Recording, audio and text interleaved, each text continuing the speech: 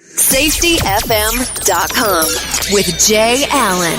Changing safety cultures, one broadcast and one podcast at a time. Welcome to Safety FM, where we talk about safety that's truly inspired by you.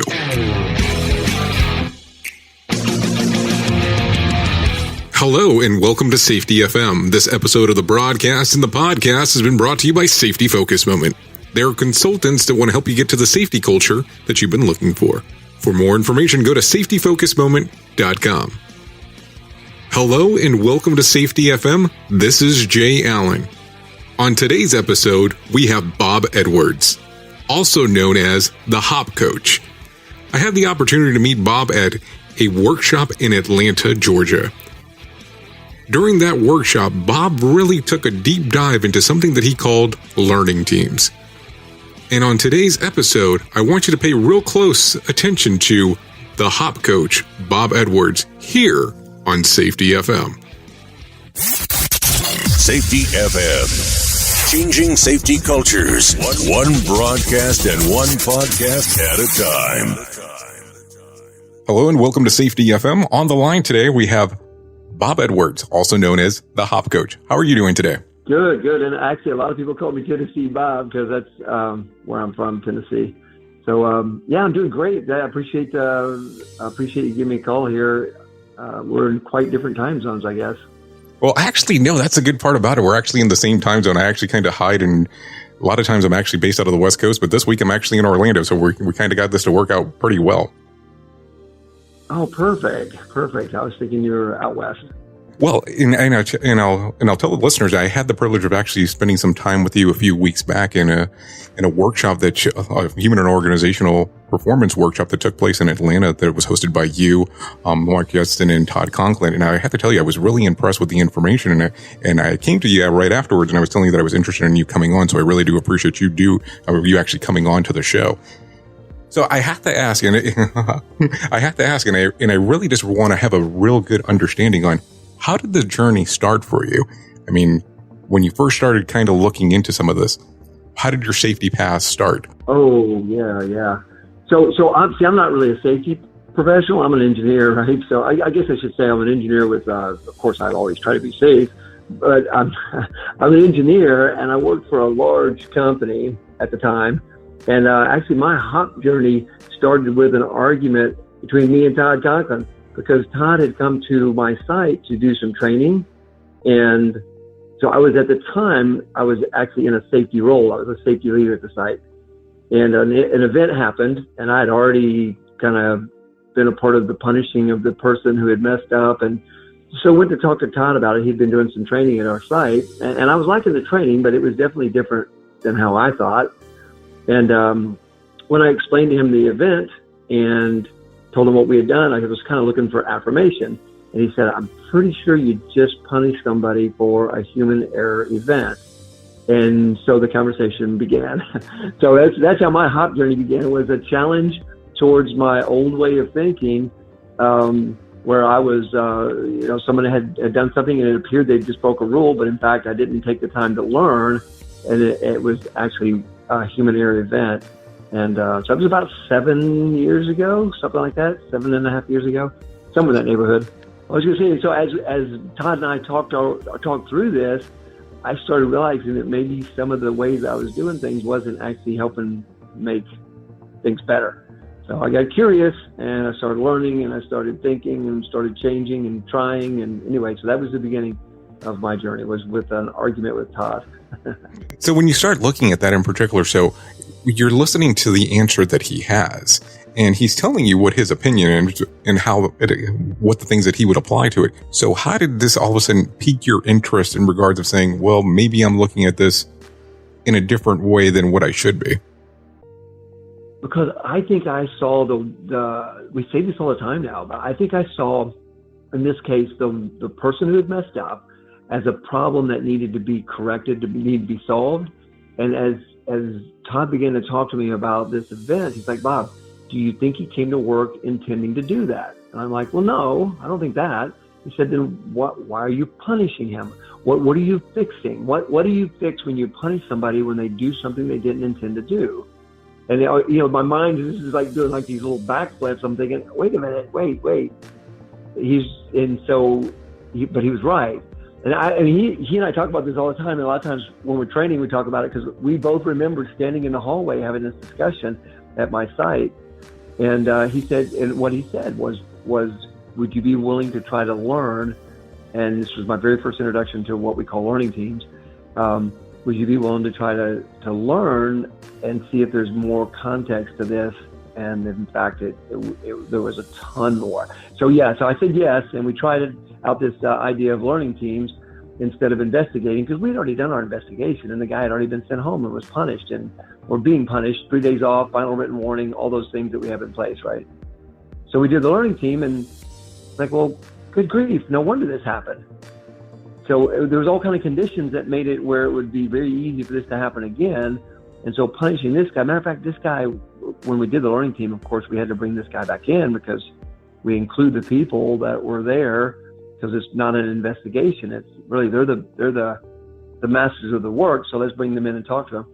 So when he walked in the door, this gentleman who had messed up, his first comment was, "Hey, I promise you guys this, I'll never do that again." And so Todd was like, "I appreciate your sincerity on that, except I don't think you can promise me that you won't do something you didn't intend to do." And so needless to say, that was a very, very eye-opening week for me. And it was at the very beginning of my site starting to look at this way of sort of managing safety, if you will. And it began to grow from there. I became really interested in all of this stuff and started training with Todd and training at different sites and reading and learning. And anyway, it just kind of has grown from there. And now it's what I do all the time, which is my favorite job I've ever had. So for people that are not familiar with the term learning team, how exactly would you explain that to them? So I would just say if you started by saying, this is a weird way to explain something, but if we said, let's say what a learning team is not. A learning team is not an investigation. We don't separate people out. We don't try to get people's eyewitness statements. We don't try to find one true story.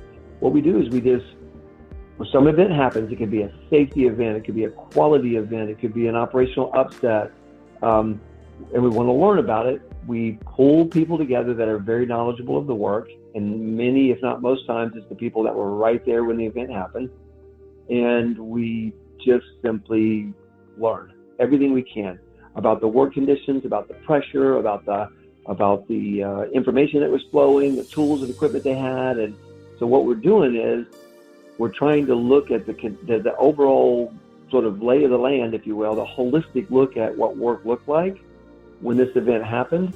And what I tell people all the time now, because this has become quite a fun journey for me to be able to do so many of these things, is my goal is as I coach these learning teams is to pull these masters of the work together, learn from them, be curious, ask questions, and until I reach a point to where I can look at them and say, I get it, I think I'd have done the same thing.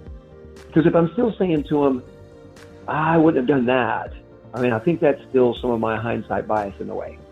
So the learning team really does help us understand the context of work and the kind of situation that's out there that leads to that type of event.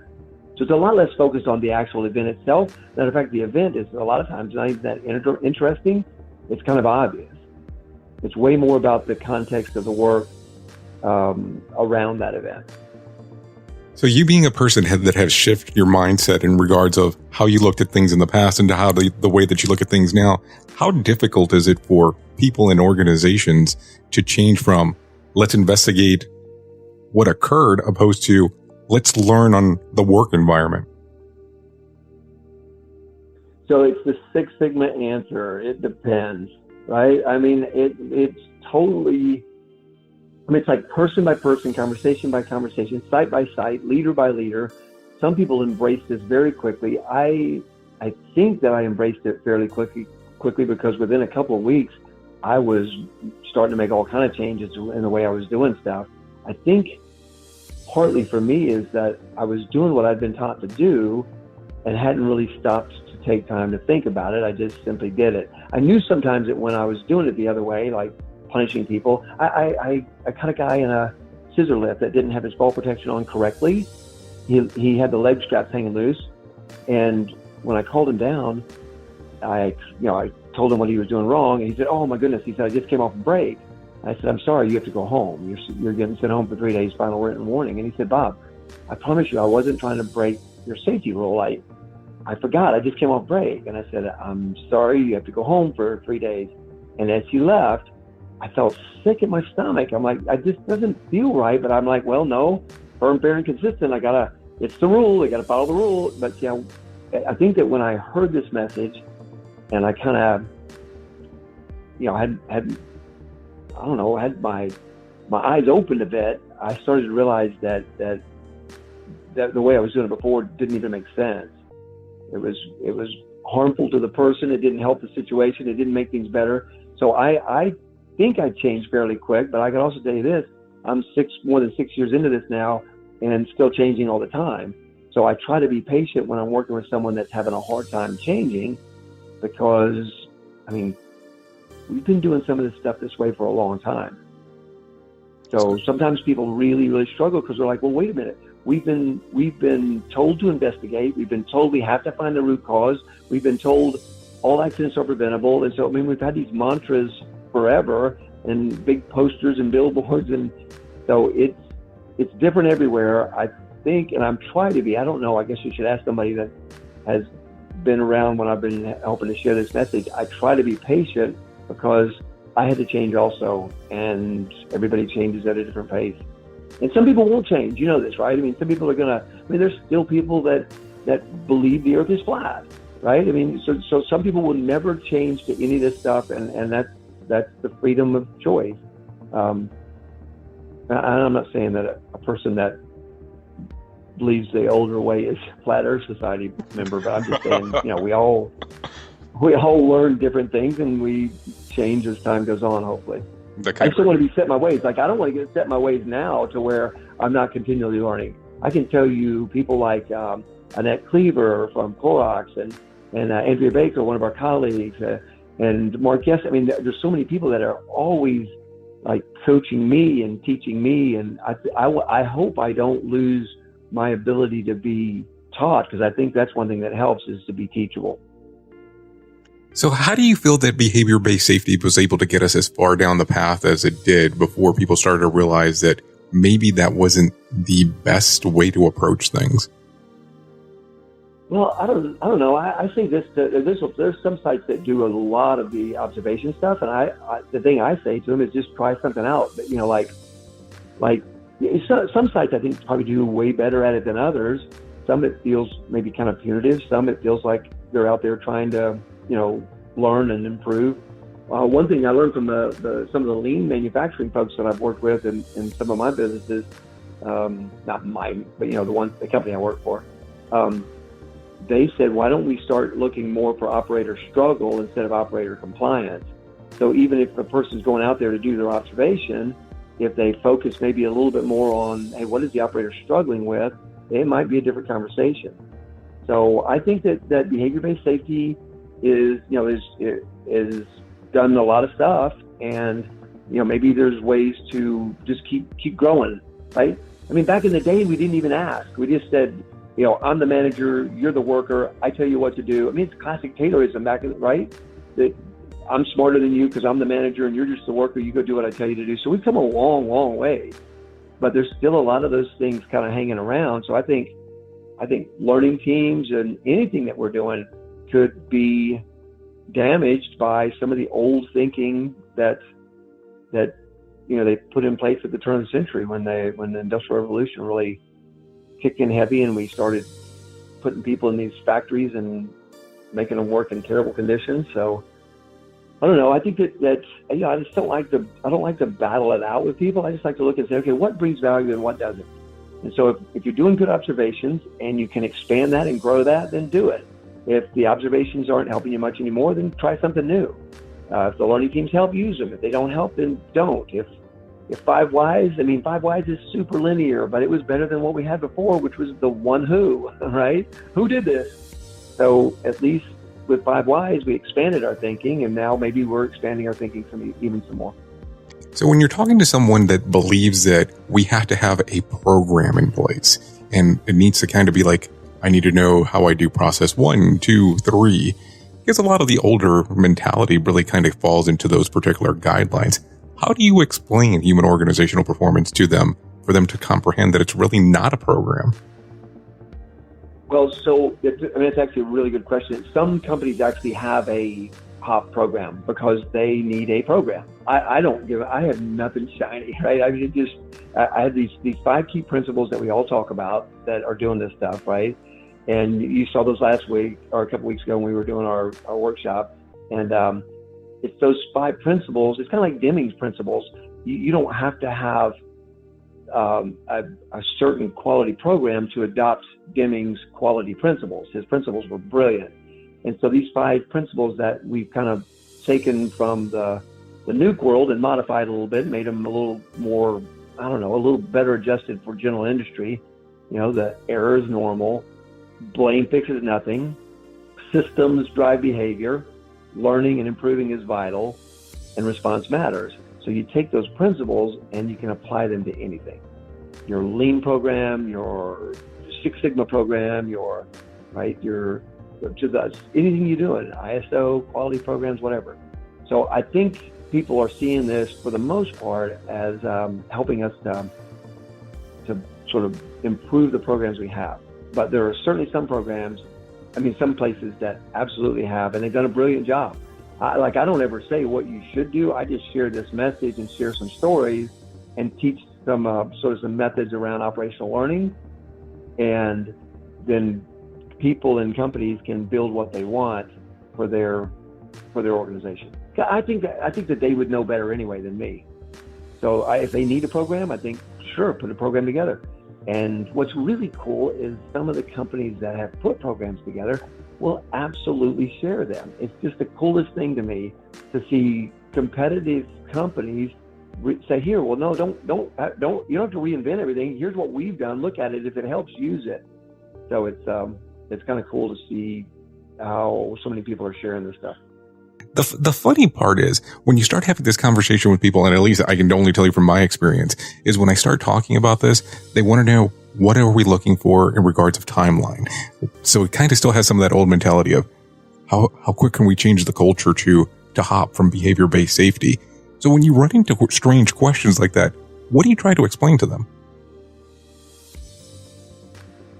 So the most important thing to do is to try these things out, right? So for example, we'll just talk about learning teams. So the learning team is a way to get better at operational learning, right? We talk about you take about an hour with people close to the work around some event or a concern or a near miss, or it could just be around some operational struggle. And you just learn, and then you take a little soak time overnight if you can, and then you learn some more, and then you start to improve and you look for those team-led solutions. So there's a method, right? So then, and there's not a whole lot more structure to it than that. It's pretty simple. And so I would just say, if you're interested in that, give it a go, give it a try. I think it's always smart to try things out and see if it fits your culture, instead of saying, well, we've got to have this all in place by the end of the year. Here's why we know that, because we've done a million of those, right? Six Sigma came through like a freight train. Everybody had to be a green belt or you had to find a job somewhere else. And so everybody's scrambling around. They're doing their projects that some weren't even that meaningful. I can't even tell you what my Six Sigma project was that I did to get my green belt. And I'm not saying it's bad to do things that way. I'm just saying, let's not do this like those traditional programs where it comes through, we got to roll them out, we got to get it all in place. I think this is more about looking at these key principles, looking at the things we're already doing, maybe pulling a few things off of some people's plate. I think that's a really good idea. And seeing if some of the things that we're doing with HOP helps your organization get better. And take it easy, take it slow. Don't put some unrealistic timeline. I was at a site recently, and they have a pretty high level EHS manager who said, at the test site for HOP, he said, I want you to have 35 learning teams done by the end of the year. And the plant manager said, Bob, does that seem like a lot? We were thinking maybe 15. And I looked at him and I said, how about 1? I mean, let's not put those crazy metrics in place around this stuff like we have everything else, because you know what happens. We'll make the metric, but we kind of sometimes we lose the real meaning behind it. Well, safety. So I don't think there is a timeline. I think that different companies move at different paces. Even within a company, different groups will move, different parts of that organization will move much faster than others. You kind of have to take this at the rate you can absorb it. I mean, it seems to be the best way to do this. Well, and I think a lot of the issues that we run into is that a lot of times is that we look at safety as an outcome to be managed opposed to a process. So when I see those, I just kind of sit there and go, how do we shift their mentality of understand that it's not really a number on a report that's going to a board, and it's more of this is what we're trying to incorporate within our organization. So when you look at that and you hear that, and they start talking about, well, we need to manage a number because we have a board to report to, and then when they start talking about, well, how would this tie into the safety management system? How are you able to give those kind of responses? Well, so we have metrics. We've got metrics for everything, right? We all kind of we've all kind of had that same mantra of if you don't measure it, it won't get done, or what gets measured gets improved, or however you want to say it. I would say this. I would say you already have metrics. Watch your metrics and see what starts to happen with them as you implement some of these ways of thinking. And you can put some toll gates in place, some goals, like let's get our leadership trained, let's get our frontline leaders trained, let's try out some of the learning teams, or let's change our observation program to make it more focused on operator struggle, or let's put in place meaningful pre-job briefings and post-job learnings, with our high-risk work, or whatever you choose to do, right?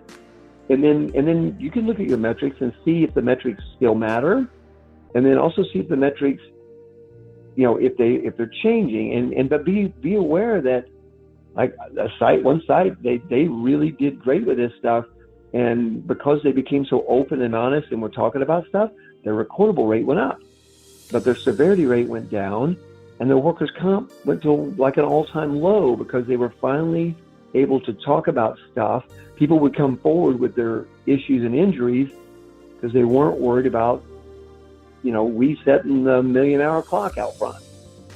And, so many days without an injury, all that stuff. They weren't worried about that anymore. They were more worried about taking care of their people than they were about that metric. And so, but then you got to be ready for that, because you have a leader that their whole career has been, the way I determine safety is by my injury rate.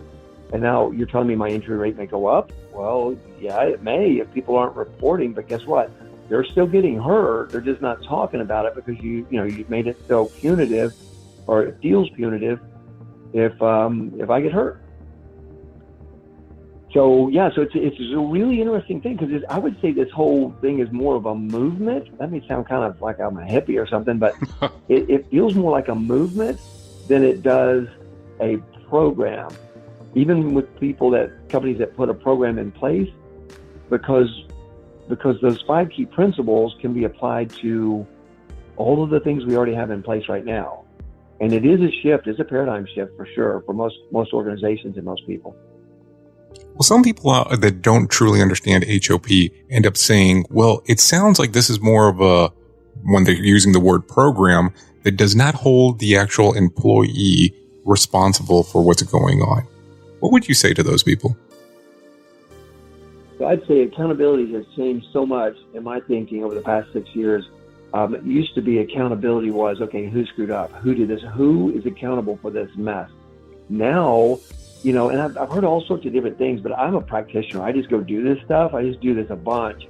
And so it seems like to me what accountability is like, okay, let's say I mess something up. Well, then it's almost an easy button for you just to punish me and put me in timeout or fire me. It's easy for you.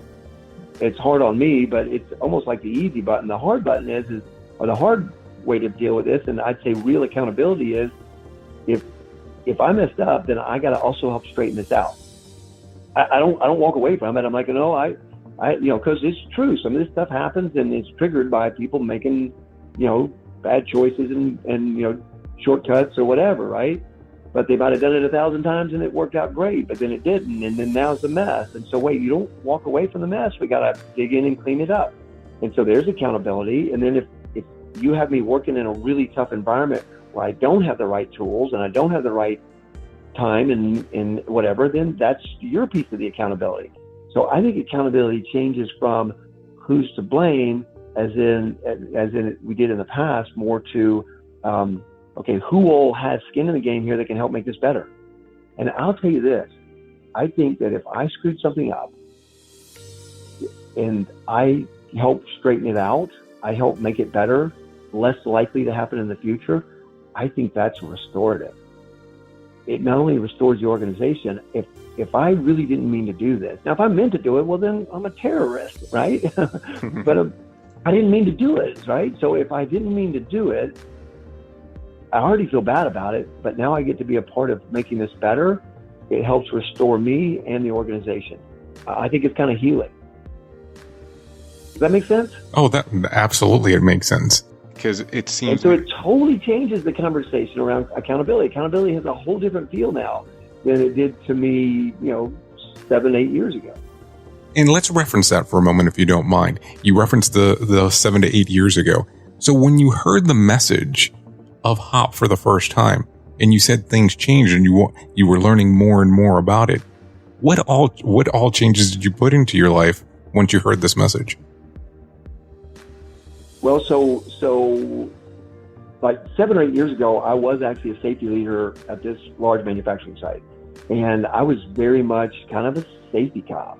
And so then along comes this conversation. We had that one event I was telling you about, where Todd and I had the conversation, and when I went through that one, and then I saw the employees help come up with ideas to make it better, and I got to sort of experience it. So you know this, right? Experience is one of the best teachers ever. And I was wrong in that situation. I blamed and punished a person who absolutely was a good worker, and he made a mistake. And he even fessed up immediately and said what he had done. He didn't try to even hide it. And I went right straight to punishment. So I know probably your listeners are going, well, crap, this guy's bad. But I mean, it's just who I was. I wasn't trying to be bad. I was just I was doing what I thought I was supposed to do. So after that experience, then within a couple of weeks, there was another one. Some other issue came up, another event happened, and we did the same thing again. And so experience after experience, and pretty soon I'm thinking, wait a minute, I don't think I want to do any more traditional investigations. I think this is better. It's like when you see something better and you really do. Like when I was a kid growing up, a lot of times all we could afford was that powdered milk. Holy cow. It was terrible. But at the time, we didn't even know it. It was the best we had, right? And that's what we had. Well, now I know what good, I like good 4% whole milk, right? Let's go ahead and be real about it. So I don't ever want to go back to the powdered milk again. So it's the same thing here. When I saw this operational learning approach versus the old investigation approach, pretty soon, within just a few months for me, I don't think I did any more investigations. I don't remember really doing, I couldn't even tell you if you made me, it was very few that I did after that one that Todd and I did together. So how do you go from being the safety cop to all of a sudden being known as the HOP coach? Yeah, that was a good question. Well, I think for one thing, so I was at my site for 16 years. That site, the one where I first started getting introduced to this stuff at. So I had several other roles there. I was a technical support leader. I was a maintenance leader. I was in safety. But I think this. I really do think this, and I hope I'm not wrong about this. But I mean, people. Most people knew me in the plant. It was a pretty good sized plant, 1,500 plus people, but I think they also knew that I was sincere. So I think there's a difference between like doing something wrong and I don't know how to say exactly, but I think even though I was off track and I was a little too focused on punishment and all that stuff, I think they knew I was sincere about it. I wasn't doing it. I was really trying to not get people hurt. Does that make sense? So, because I would have people apologize to me even as I was sending them home. And I felt just sick in my stomach. It's like, this doesn't feel right, but I know I have to do this because we have to be firm, fair, and consistent. And so I think they knew I was sincere. So when they saw me change, I do see this with people a lot. People are forgiving. And so when people saw me change, matter of fact, I had a quality manager at my site who came up to me in this initial training, and he said to me, Bob, you are not going to do well with this stuff. That's how opposite I was in my thinking. And he also knew I was very passionate about what I did, but I was just wrong. I refer to it as my road to Damascus moment, right? It's like, okay, wait a minute. I was doing what I thought was right, but I think I was wrong. And I actually, when I showed that I was wanting to change, people were glad that I changed. And so I don't know. I think people will forgive you and move forward if you are genuine about it. Well, it sounded like more along the lines that you had the right intentions, but the wrong approach, at least during that particular time frame.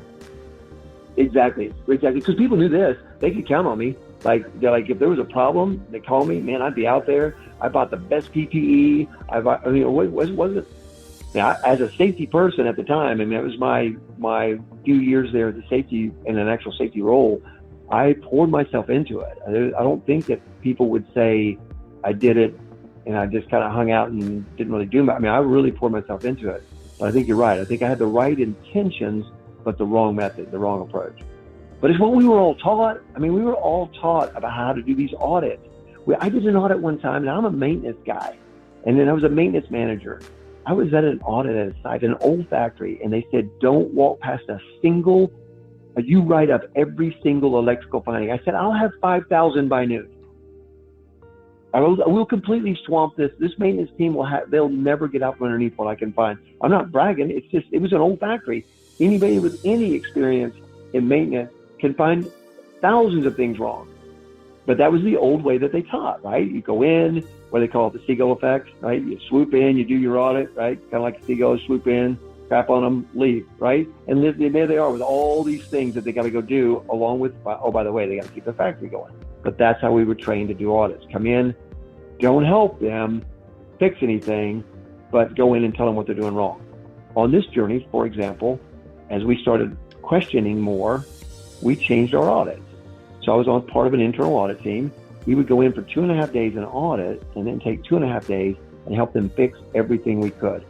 Order labels for electrical panels, help them check their fire extinguishers, help them rewrite JSAs. I mean, it was amazing the change that happened.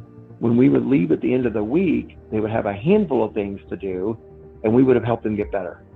That came from our challenging the way we were doing stuff. So now an audit, we actually had plant managers asking us to come audit because we would come in, find problems, and help them fix. And that's definitely a different approach from what has been done in the past. And just listening to you hear that. Exactly. And we liked it so much that then we started to have our third-party safety audit team that would come in. Their scope of work said, guess what it said? Your first 2.5 days are to find problems. Your second 2.5 days are to help us fix it. That is now, awesome. we just unlocked something amazing. These auditors that travel the world, they have seen so much stuff. And one of them, his name is Peter. He was awesome. At noon on Wednesday, he said, can we start helping to fix now? He said, I've never been asked to help fix. He said, I got a million things that ideas I can help you with. And it was just incredible. And that came from us saying, like Deming said, we're so busy working, we don't stop to improve. So we stopped to improve. And in doing so, our audit turned into something that people actually weren't freaking out because here we came and we were actually looking forward to us. Now, Bob, I have a question real quick. If people are interested in learning more about you or they want to book you to their organization, what would they need to do? Oh, so I have a website. It's hopcoach.net, and my contact information stuff's there. And so they can. I'm easy to find. I mean, I don't want to get in trouble with the law because I couldn't hide.